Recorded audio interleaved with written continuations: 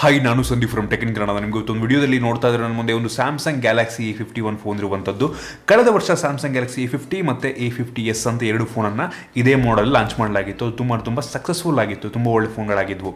ಇದೀಗ ಆ ಒಂದು A50 ಸೀರೀಸಲ್ಲಿ ಅಪ್ಗ್ರೇಡ್ ಮಾಡಿಬಿಟ್ಟು ಕೆಲವೊಂದು ಫೀಚರ್ಗಳನ್ನು ಡಿಸೈನ್ನ ಡಿಫ್ರೆಂಟ್ ಆಗಿ ಮಾಡಿ ಇದೀಗ ಈ ಒಂದು A51 ಫೋನನ್ನು ಲಾಂಚ್ ಮಾಡ್ತಾ ಇದ್ದಾರೆ ಇವತ್ತು.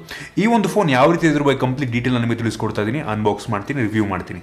ಅದಕ್ಕಿಂತ ಮುಂಚೆ ನಮ್ಮ tech in Kannada YouTube channel subscribe ಮಾಡ್ಕೊಂಡಿಲ್ಲ ಅಂತಂದ್ರೆ ಇಲ್ಲಿ ಸಬ್ಸ್ಕ್ರೈಬ್ ಮಾಡ್ಕೊಳ್ಳಿ ಮತ್ತು ಬೆಲ್ ಐಕನ್ ಕೂಡ ಕ್ಲಿಕ್ ಮಾಡಿ ಮತ್ತು ನಮ್ಮ ಇನ್ಸ್ಟಾಗ್ರಾಮ್ ಫೇಸ್ಬುಕ್ ಪೇಜಲ್ಲಿ ಡಿಸ್ಕ್ರಿಪ್ಷನ್ ಇದೆ, ಫಾಲೋ ಮಾಡೋದಿಲ್ಲ. ಓಕೆ, ಮೊದಲದಾಗಿ ಈ ಒಂದು ಸ್ಯಾಮ್ಸಂಗ್ ಗ್ಯಾಲಕ್ಸಿ A51 ಫೋನನ್ನು ಅನ್ಬಾಕ್ಸ್ ಮಾಡೋಣ. ಇದೀಗ ಒಂದು ಬಾಕ್ಸನ್ನು ಕಟ್ ಮಾಡುವ ಸಮಯ. ಓಪನ್ ಮಾಡಿದ ತಕ್ಷಣ ನೀವು ಇಲ್ಲಿ ನೋಡ್ತಾ ಇದ್ದೀರಾ, ನಿಮಗೆ ಇದರ ಮೇಲೆ ಇನ್ನೊಂದು ಸಣ್ಣ ಬಾಕ್ಸನ್ನು ನೀಡಿದ್ದಾರೆ, ನೋಡ್ತಾ ಇದ್ದೀರಾ ಇಲ್ಲಿ. ಸೊ ಇದರೊಳಗೆ ಏನಿಲ್ಲ ಅಂತ ಫಸ್ಟು ಚೆಕ್ ಮಾಡೋಣ. ಇಲ್ಲಿ ನೋಡ್ಬೋದು ಸಿಮ್ ಎಜೆಕ್ಟರ್ ನಮ್ಮ ಇದರೊಳಗೆ ಕೊಡ್ತಿರುವಂಥದ್ದು, ಜೊತೆಗೆ ಒಂದು ಎಕ್ಸ್ಟ್ರಾ ಬ್ಯಾಕ್ ಕವರ್ ಸಹ ಇದರೊಳಗಿರುವಂಥದ್ದು, ಮತ್ತು ಈ ಒಂದು ಕ್ವಿಕ್ ಸ್ಟಾರ್ಟ್ ಮತ್ತು ಈ ಒಂದು ವಾರಂಟಿ ಕಾರ್ಡ್, ಯೂಸರ್ ಮ್ಯಾನ್ಯಲ್ ಇದರೊಳಗೆ ಇರುವಂಥದ್ದು. ಎಕ್ಸ್ಟ್ರಾ ಬ್ಯಾಕ್ ಕವರ್ ನೀಡಿದರೆ ಅದೊಂದು ರೀತಿ ತುಂಬ ಒಳ್ಳೆಯ ವಿಷಯ ಅಂತ ಹೇಳ್ಬೋದು. ಇದನ್ನು ಪಕ್ಕಕ್ಕಿಟ್ಟು ಬೇರೆ ಏನಿದೆ ಅಂತ ಚೆಕ್ ಮಾಡಿ. ನಿಮಗೆ ನೋಡ್ತಾ ಇದ್ರೆ ಅದನ್ನು ಬಿಟ್ಟರೆ ಡೈರೆಕ್ಟಾಗಿ ಒಂದು ಫೋನ್ ಕೂಡ ಸಿಗ್ತಾ ಇರುವಂಥದ್ದು. ಈ ಒಂದು ಫೋನ್ ಒಂದು ರೀತಿ ಲೈಟ್ ಬ್ಲೂ ಕಲರ್ನ ಹೊಂದಿರುವಂಥ ಫೋನ್ ಇದಾಗಿರುವಂಥದ್ದು. 128 GB ವೇರಿಯಂಟ್ ಇದಾಗಿರುವಂಥದ್ದು.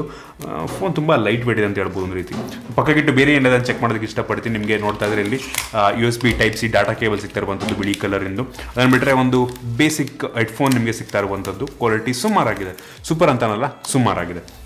ಅದನ್ನು ಬಿಟ್ಟರೆ ನಿಮಗೆ 15 ವ್ಯಾಟ್ನ ಫಾಸ್ಟ್ ಚಾರ್ಜಿಂಗ್ ಅಡಾಪ್ಟರ್ ನಿಮಗೆ ಇದರೊಳಗೆ ಕೊಡ್ತಾ ಇರುವಂಥದ್ದು. 15 ವ್ಯಾಟ್ನ ಫಾಸ್ಟ್ ಚಾರ್ಜಿಂಗ್ ಒಂದು ರೀತಿ ಪರವಾಗಿಲ್ಲ ಅಂತ ಹೇಳಕ್ಕೆ ಇಷ್ಟಪಡ್ತೀನಿ.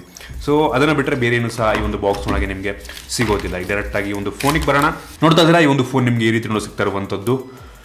ಲಿಟ್ರಲಿ ಪ್ರೀಮಿಯಂ ಲುಕ್ ಅಂತ ನನಗೆ ಅನ್ನಿಸ್ತಾ ಇರುವಂಥದ್ದು. ಬಿಲ್ಡ್ ಕ್ವಾಲಿಟಿ ಬಗ್ಗೆ ಮಾತನಾಡಬೇಕು ಅಂತ ಅಂದರೆ, ಫ್ರಂಟಲ್ಲಿ ನಿಮಗೆ ಕಂಪ್ಲೀಟ್ ಡಿಸ್ಪ್ಲೇ ಸಿಗ್ತಾ ಇರುವಂಥದ್ದು. ಇದರಲ್ಲಿ ಪಂಚೋಲ್ ಡಿಸ್ಪ್ಲೇ ಇದೆ, ನೋಡ್ತಾ ಇದ್ದೀರಾ. ಕ್ಯಾಮ್ರಾಗೋಸ್ಕರ ಒಂದು ಪಂಚೋಲ್ ನೀಡಿದ್ದಾರೆ. ಅದನ್ನು ಬಿಟ್ಟರೆ ಕ್ಲೀನ್ ಡಿಸ್ಪ್ಲೇ ನಿಮಗೆ ಮುನ್ನಡೆ ಸಿಗ್ತಾ ಇರುವಂಥದ್ದು. ಯಾವುದೇ ನಾಚ್ ನಿಮಗೆ ಇದರಲ್ಲಿ ಇಲ್ಲ. ಇನ್ನು ಹಿಂದಕ್ಕೆ ಬಂತು ಅಂತಂದರೆ ಒಂದು ರೀತಿ ಗ್ಲಾಸಿ ಫಿನಿಶ್ ಆಗಿರುವಂಥದ್ದು. ಹಿಂದ್ಗಡೆ plastic back, but glossy finish ಇದಾಗಿರುವಂಥದ್ದು. ಲುಕ್ ವೈಸ್ ಮಾತ್ರ ಲಿಟ್ರಲಿ ನಿಮಗೆ ಯಾವುದೋ ಐ ಎಂಡ್ ವೇರಿಯಂಟನ್ನು ಒಂದು ಕಾಸ್ಟ್ಲಿ ಫೋನ್ ನಿಮ್ಮ ಕೈ ಇಟ್ಕೊಂಡಿದ್ದೀರಿ ಅನ್ನೋ ಒಂದು ಫೀಲ್ ನಿಮಗೆ ಕೊಡುತ್ತೆ. ತುಂಬ ಲೈಟ್ ವೇಟ್ ಇದೆ ಆಯಿತಾ. ಫೋನ್ ಇಟ್ಕೊಂಡಿರೋ ಇಲ್ವೋ ಅನ್ನೋ ರೀತಿ ಫೀಲ್ ಆಗುತ್ತೆ ನಿಮಗೆ. ಹಿಂದ್ಗಡೆ ನೋಡ್ತಾರೆ ಕ್ವಾಡ್ ಕ್ಯಾಮ್ರಾ ಸೆಟಪ್ ಇರುವಂಥದ್ದು. ಫ್ಲ್ಯಾಶ್, ಸಿಂಗಲ್ ಡಿ ಫ್ಲ್ಯಾಶ್ ಹಿಂದೆ ಇದೆ. ಅದನ್ನು ಬಿಟ್ಟರೆ ನಿಮಗೆ USB Type ಸಿಗ್ತಾ ಇರುವಂಥದ್ದು, ಜೊತೆಗೆ ಹೆಡ್ಫೋನ್ ಜಾಕನ್ನು ಸಹ ಇದರಲ್ಲಿ ನೀಡ್ತಾ ಇರುವಂಥದ್ದು. ಒಂದು ರೀತಿ ಆಸಮ್ ಅಂತ ಹೇಳೋದಕ್ಕೆ ಇಷ್ಟಪಡ್ತೀನಿ.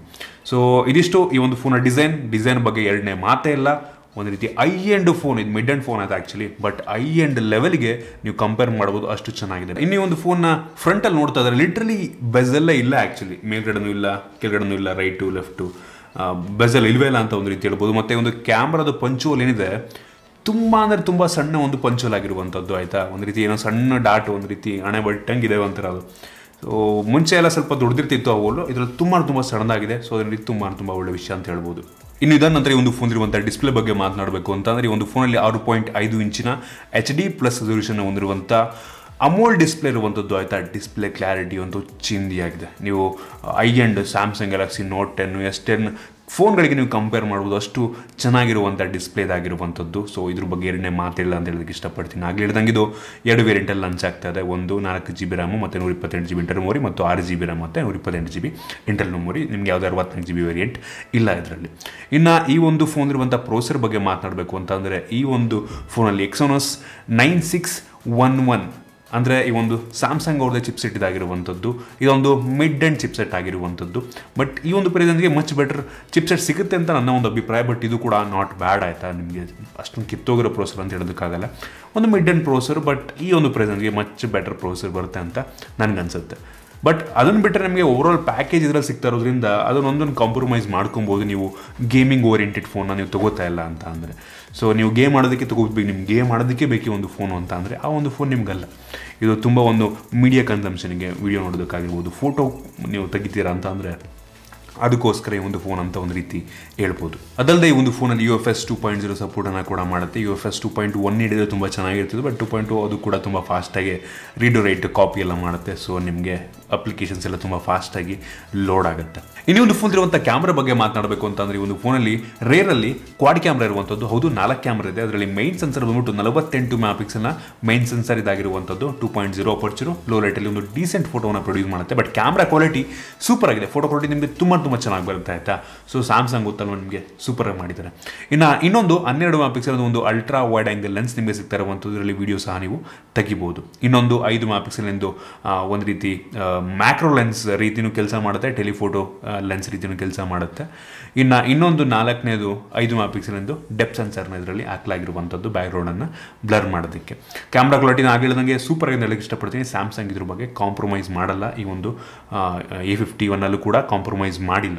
ಇನ್ನು ಫ್ರಂಟ್ ಕ್ಯಾಮ್ರಾಗೆ ಬಂತು ಅಂತಂದರೆ 32 ಮೆಗಾ ಪಿಕ್ಸೆಲ್ನ ಫ್ರಂಟ್ ಕ್ಯಾಮ್ರಾ ಇರುವಂಥದ್ದು. ಈ ಒಂದು ಪಂಚೋಲ್ ಡಿಸ್ಪ್ಲೇ ಇದೆ. ಈ ಒಂದು ಪಂಚೋಲಲ್ಲಿ 32 ಮೆಗಾ ಪಿಕ್ಸೆಲ್ ಕ್ಯಾಮ್ರಾ ಇದೆ.